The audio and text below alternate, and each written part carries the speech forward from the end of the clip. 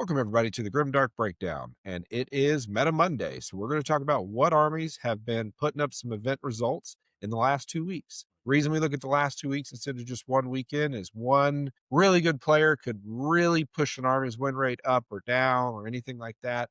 So, looking at 2 weeks really kind of lets us know, like, how is an army trending, good or bad, and how that army is doing. And I've got back with me my kind of my reoccurring guest host here, Mr. Stinky Boy himself, Jason. Yep, we're going to find out who's in and who's out. And there seems to be a lot of out. Yeah, there is. There is. So we're going to start here, do this thing just slightly differently.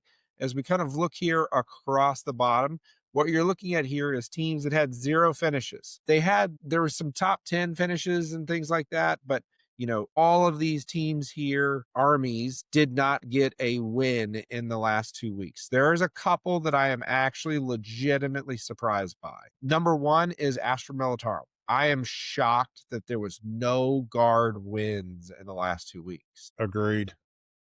I mean, maybe we have to keep in mind the last 2 weeks was Christmas and New Year, so there was like an unusually low volume of events. There was actually a ton on the 3rd, like this last weekend, but so that could be a little bit of it, but still, I was really shocked that there was no wins by guard. There was no wins by Tyranids. Yep. Those were the two that I was actually shocked by. Any shocked you on the list, Jason? Admech.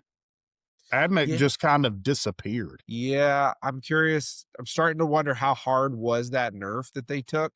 We saw a few people still winning, but I'm curious if those people were just trying to see if they could make it work and, a few specialists still did it. I don't know. And then another one that's kind of shocking, but kind of not because they always have their day in the sun and then they kind of set is Imperial Knights. You would expect them, like in the last couple of weeks, we've seen them actually place at least once in the top 4. Yeah.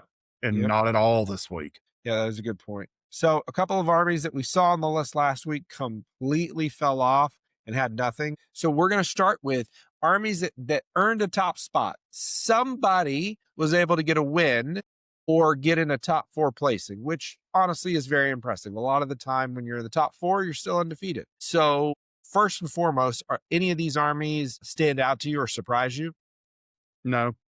Yeah, me neither. I mean, like I said, the last week when we did one of these videos, week in, week out, you're always going to find a Necron player finding a way. See, I'm actually just surprised that Necrons went down. I would have expected them to have more than one. Yeah, but I mean, you've got, as we'll see when the list goes on, you've got things that are more powerful in the meta right now. Now, don't get it twisted. Necrons have got 2 good models coming out, or at least a model that's really good coming out, some adjustments to another one. It'll be interesting how they fit in because people are going to buy them, paint them, and play them. So in the next, when they're released, give it a week. We'll see what Necrons do because those units can be nasty, especially if you pair them up as battle brothers. But I mean, nothing else up here surprises me. Grey Knights pops in every now and then. Votan pops in every now and then. Aldari has had a slide. So let's do this real quick. Let's walk through them for our viewers that are just listening. So armies that had at least one in the top spot. Emperor's Children. Here's the thing. We don't really need to break down their meta type because Emperor's Children as a whole pretty much is a monophase list. They're running the 3 Demon Princes and pretty much 3 of the really good units. Grey Knights did surprise me a little bit showing up with Warpbane, which is just a very shooty, uppy, downy army. Leagues of Votan, bunch of transports, and a lot of shooting. Dark Angels. This was actually a very, very, very weird list.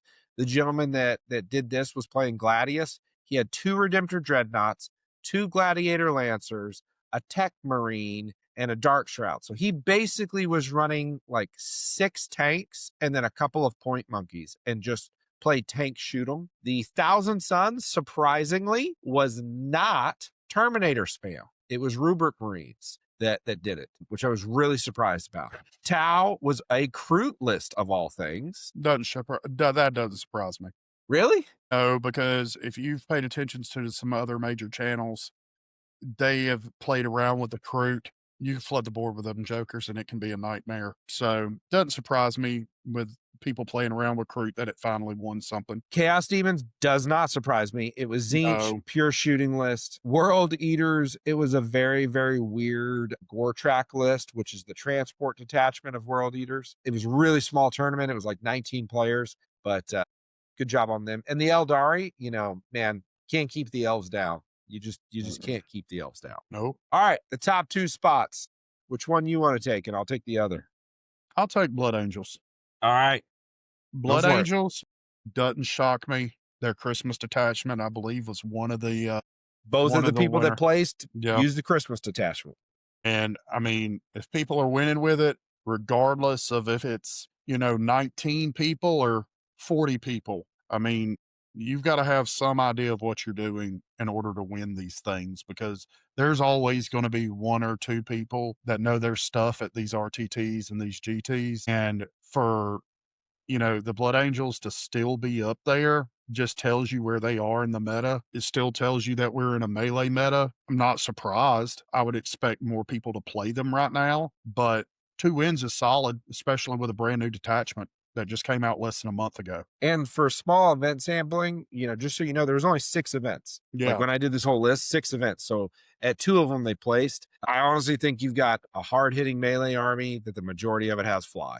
So like you're not like, so they don't care about a lot of these screaming armies. The Chaos Space Marines one, I think it's actually really cool, especially considering they had the Christmas model, and we're about to get their Chaos Space Marines are actually going to be getting a whole bunch of new models. I really think it's neat that they are seeing a little bit of a resurgence.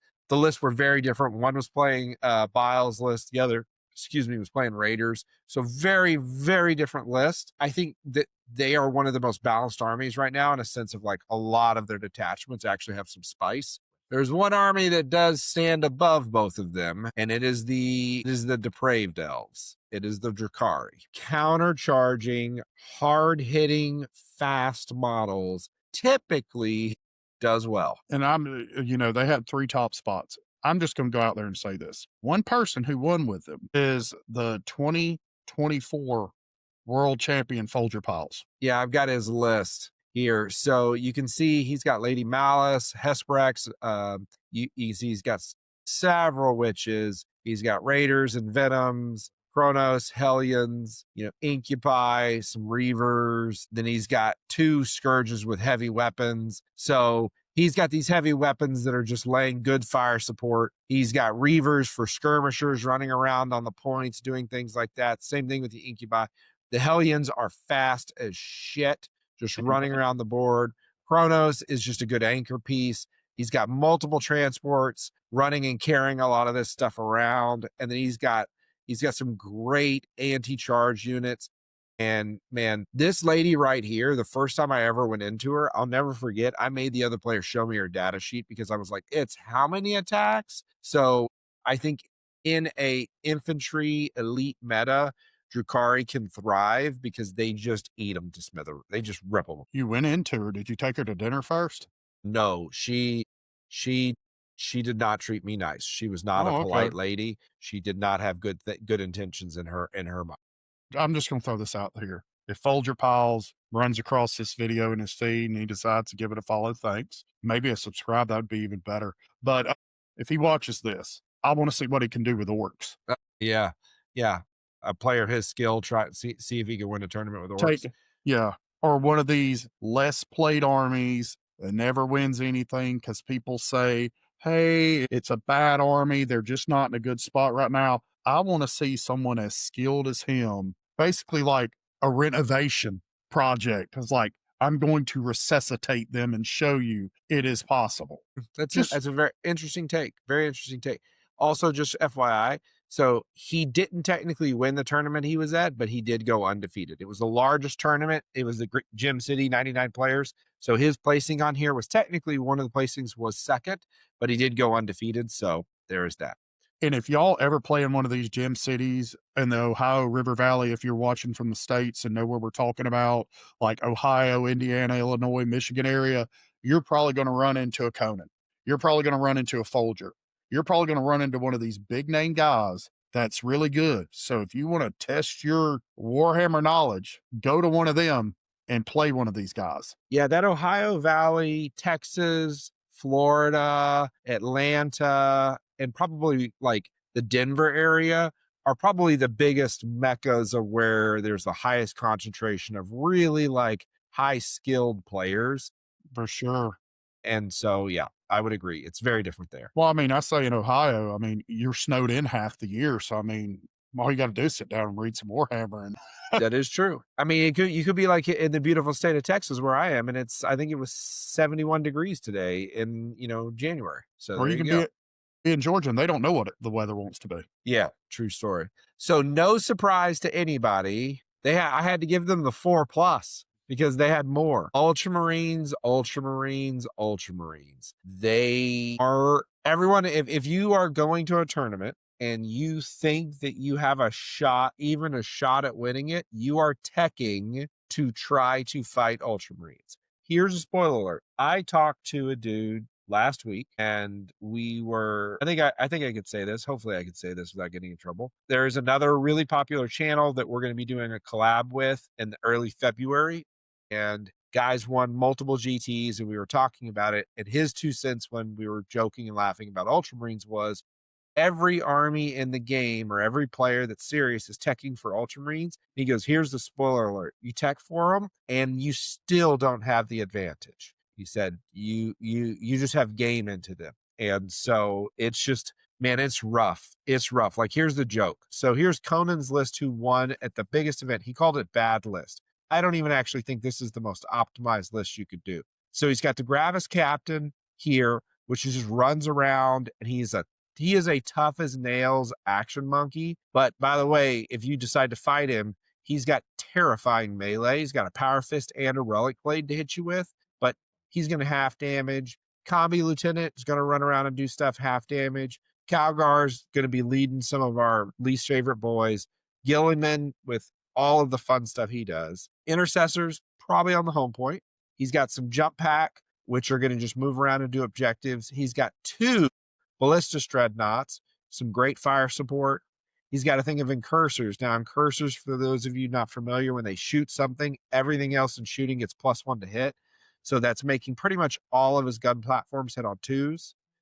Then he's got 2, I haven't seen anybody win something like this, 2 repulsor executioners, which are 220 point, toughness 11, as you can see, 100 guns strapped to them, ready to lay just hate. So I found that very interesting. He was running 2, and then he's got a thing of scouts, and then obviously the Vitrix, which are going with Calgar. So this is why this is such a scary list, is Vitrix and Calgar.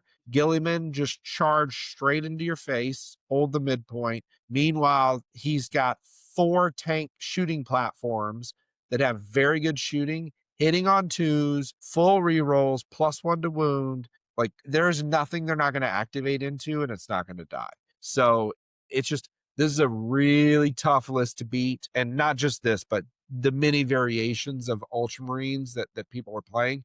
These are very, very tough lists to beat. Conan is also a really good pilot, a nice guy. I've met him a couple times. So, but this is, he was the one who actually won the Gem City this weekend, but good army right now. I just think that a combination of the +1 to wound on oath and now them having probably the best skirmish unit in the game just makes them a very scary proposition. So, couple things. One, they placed a lot. Let me show you my surprised face. Yeah. Secondly, you winning this much. You saw it with Death Guard during the summer. Their days are coming. I don't know, man. If it was their days are any coming. other army, I would unequivocally agree with you. Unequivocally.